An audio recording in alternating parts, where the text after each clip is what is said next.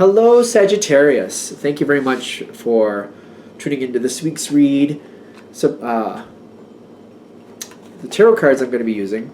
I don't know where my brain went for a minute there, but there you go. Art Nouveau Tarot by not Mike Myers, by Matt Myers. There we go. It's a deck from 1989, so I don't know if you can find it, but if you want to look for it or that artist, there's the information for that. Supportive Oracle Cards, You Are Clairvoyant Oracle Cards by Belinda Grace. Illustrations by Elaine Marzin. Okay. What do we have for Sagittarius?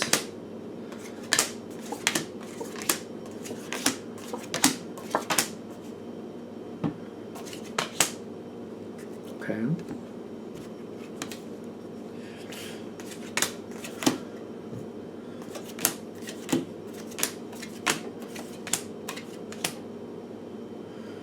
That card again.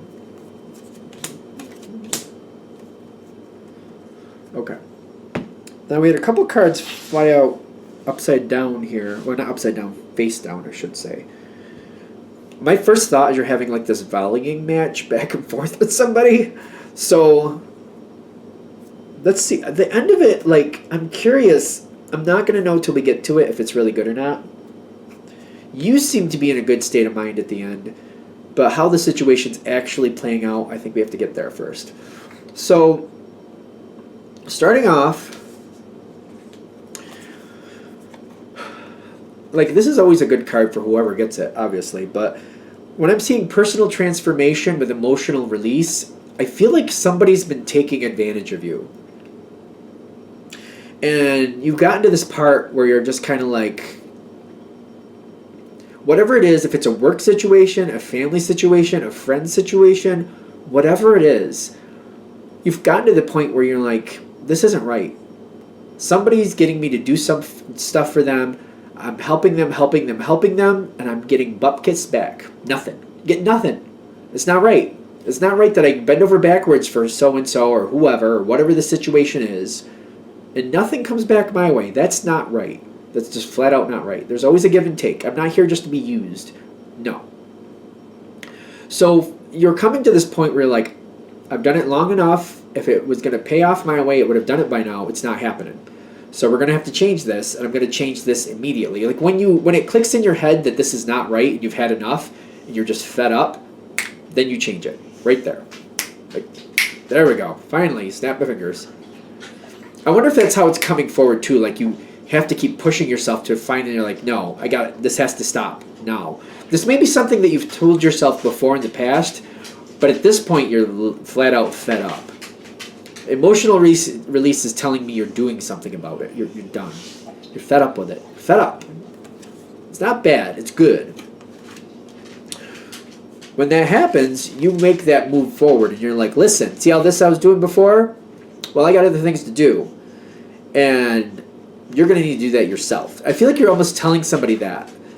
And it may not be like you're even planning to. It just kind of happens. You're like, you know all that I do for you and I bend over backwards and you don't do anything for me in return? Well, I'm done with that. You handle it. Goodbye. And it may not like you're leaving them totally, but kind of like whatever this is right here, I'm not doing that anymore. You're doing it. Or it's not getting done. One of the two. You're fed up though. I'm getting like literally a fed up. Like I'm fed up. Fed up. I'm done. When this happened, this is the volleying. See, this is the start of the volleying. Integrity comes in and asking for help. But I can't do that on my own. I need you to help me with this. I can't do it. If I could do it, I would have been doing it. But you seem to be able to, and I just can't pull it together. I need you to help me. Integrity with asking for help is saying, the reason I haven't been doing it is because I can't do it. I don't know what that can't attitude is about, but that's what I'm feeling. Like that's what they're telling you. Whether you believe it or if that's actually the truth, that's a whole nother story. But that's what they feel, and that's what they're telling you. That's what they literally believe, that they can't handle it. And they're asking you to please not make them do it. Please don't stop doing that for me. Please stop. Please don't stop. Oh, these are all upside down. Four of Pentacles reversed. Is it Pentacles? Yes. Four of Pentacles reversed. the priestess, which is the high priestess reversed, and the lovers reversed. Now, the lovers reversed is failing. That's like when you take a test and you get the F. That's like getting an F on a test. That's the lovers reversed. The priestess reversed is somebody not owning their own situation. Like somebody feeling powerless and not even looking into it. Just looking at it from the outside and being like, oh, that's a mess, there's nothing I can do with it, and just accepting failure. That's the priestess reversed, not even trying. So failure, lack of trying, letting go is the Four of Pentacles reversed. This person is just, this is face down, it's like, this is why they're saying they can't do it, because they're giving up before they even look into it. They're not even trying. They're just looking at the situation and going, I can't do that. I failed. I already failed. I can't. I'm not even going to give the effort because I already can't do it. It's kind of like when you have that kid and you're trying to get them to study for the math test, and they're like, and they're maybe they have a learning disability, so they're like, they're not even going to try. They're like, I always fail. I'm not going to try. I could never do it before. There's no reason I could do it in the future, so I'm not even going to try. I'm not going to waste my time. I'm going to fail. That's the priestess in reverse, though, because even with people with learning disabilities, there's help out there. There's ways to get around it. There's ways people can help them do these things. I don't know why we're going down that road, but like, I feel like it's something like that, though. Like it's like a learning disability. Like they don't have the tools to get around it. So it's not that they can't do it, but they might not have the right way, or they might not have the education to find a way around it. They might not have the current tools, and they already feel defeated. That's the Lovers reverse. They already feel defeated. They're giving up. I'm not even going to try. I don't think there's any way for me to do this right. That's what's going on in the inside. So they're coming to you and they're telling you, I've tried. I can never do this. I always fail. I fail. I don't know why. I can just never get it. It's kind of like somebody trying to pass a math test. Pass a math. Can't say it. Pass a math test. Is there a reason I can't say that? But maybe that's kind of like the speech impediment thing that I'm all of a sudden developing too. There's something, there's a reason that they can't, though. Like there's a legitimate reason that they can't, but there's also a way to find a way to work with that and around that. I know a person who's a very successful PA who has a learning disability and has worked with her own learning disability and overcome it to the point where she knows how to handle it and still achieves that successful level. You know what I mean? I'm just saying. Something that seems insurmountable, other people have surmounted. I don't even know if that makes sense, but you know what I mean. All right, so self-acceptance on your side with the choice. You see this energy. You see what's going on here. You understand that they believe it. I feel like you get that because you got the self-acceptance with the choice. You understand that they don't think they can do it. Do you agree with that? I'm not sure you agree with that, but you understand that they believe that, and that's a problem. So you have the choice whether you're just going to be like, well, then it's not getting done, or like, well, all right, so you don't want to do this math test because you always fail. Well, let's look into options. Let's look into why that's a problem for you. Like, let's go through, let me help you try to get used to it. Let me show you how I do it, and I'll do it, and then I'll teach you how to do it. And if we come up to problems, we'll discover and work through those problems as we come to them. But you need to start doing this on your own. I don't think you're going to be willing to take this back, but you'll be willing to show them how to do that and teach them how to do that so that they can do that. You'll help them figure it out. You'll help them learn to do it. But you're not taking it back is what I'm getting with the choice. I'm like, nope, not taking it back. I'll teach you how to do it. And if we come into roadblocks, I'll work with you to get through these roadblocks, but at some point you're taking this and you're doing it yourself. That's your choice if you want to do that or not. Is that the Knight? Yep, the Knight of Wands, which is staves in this deck, same difference. And the Hanged Man, which the Hanged Man is such a beautiful card in this deck. Like, the way that person glows, it makes it look so much nicer than it actually is. It makes it look like this wonderful moment. Meanwhile, they're kind of like, they're stuck. They're stuck. They're stuck.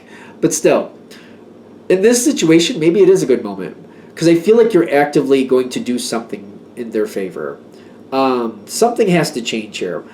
Now, here's another version of this choice.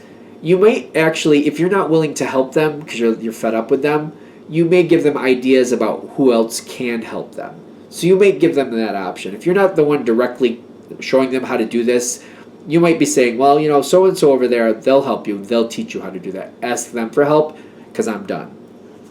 So it's left or right for you. Either somebody else or you seems to be having to help this person, that somebody needs to help this person learn how to do it correctly. Whether you have the patience for it or not, you know that better than I do. I'm generally reading all that. Because they do get to a point where they're stuck, but it's very illuminated. It's really like striking to me. This is their chance to find out what the real problem is. And for example, somebody who's having a hard time with math, this might be where they would discover, oh, wait a minute, that these numbers jump in my mind. And I thought it was there, but then it actually is over here. I think that's how dyslexia works. Like it jumps around somehow. I don't exactly know how, just to be fair. Because I'm getting like this is where the work comes in, where they have to find a better way to do things. It says automatic writing, I know that, but I'm feeling like somebody's working to fix something. I feel like there's learning, researching, figuring out a better way to do things, learning how to take care of themselves. This is how it comes back to them. 3 of Pentacles. Now they come back your way again. They're asking you for help again. This is after they're starting to do it on their own, right?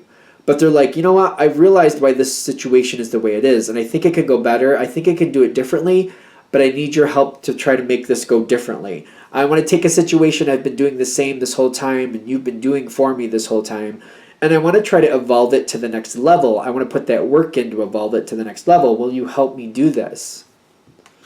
The 9 of Pentacles is on your side. Now the 9 of Pentacles, do I like this card or do I not? Because I'm getting like this is like effort that would be worth it. This is almost kind of like, when it comes back your way, the evolution of this situation and the fact that this person is owning it, you seem to be a little bit, this is down the road a little bit, and that might be why too. You seem to be kind of like, you know what, that might be worth it. It's down the road a little bit. So from the point you're fed up to this point, there's a bit of time has passed. And you're liking what you're seeing from this person. You're seeing them own the situation. They do have an opportunity to make it go better than it currently is. And you're kind of liking that. I feel like this is where you have that choice to come together with this person and help them advance forward.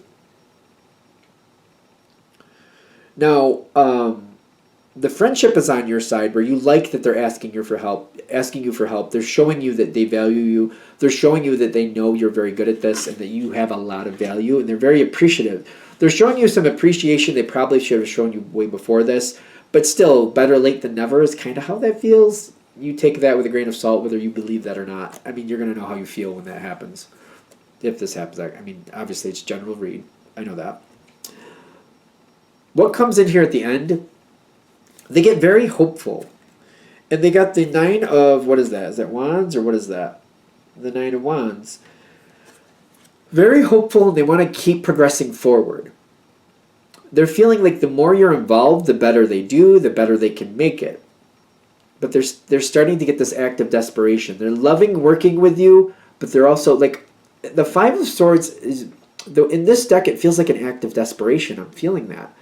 Usually the 5 of Swords is like the fruitless win, but that's not what I'm getting. I'm getting like they're starting to really connect their success with you again. They're starting to get very overly dependent on their connection to you. Be careful of that.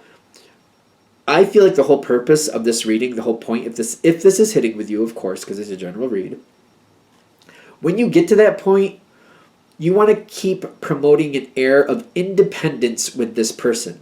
Help them move forward, help them keep progressing, but you want to keep putting it back in their hands and keep the ownership on them. Try to not do things for them preemptively. Keep pushing the ownership back to them so that they keep owning it. Because I feel like they're going to get very dependent on you for their success, and I don't like that. And I don't think you're going to like it in the long run either. So keep pushing it back, keep volleying it back. Like, help them for a while, help them progress, then try to take breaks where you kind of walk away from it and kind of like, well, I have to go do this for a while. You keep doing that and I'll be back later. So you can kind of tell them you'll be back later, but you want to keep kind of stretching that. You just don't want them to be dependent on you for success. I just feel like that's not going to be healthy. And if you keep volleying it back and you keep taking breaks from it, I think you'll get away from that. I think you'll get around it, quite frankly. All right, I think we're there. I'm going to shut this down. Thank you for watching. If you'd like a direct reading from me, shoot me an email, jamesforastral@gmail.com. That's James, the number 4, astral@gmail.com. Thank you.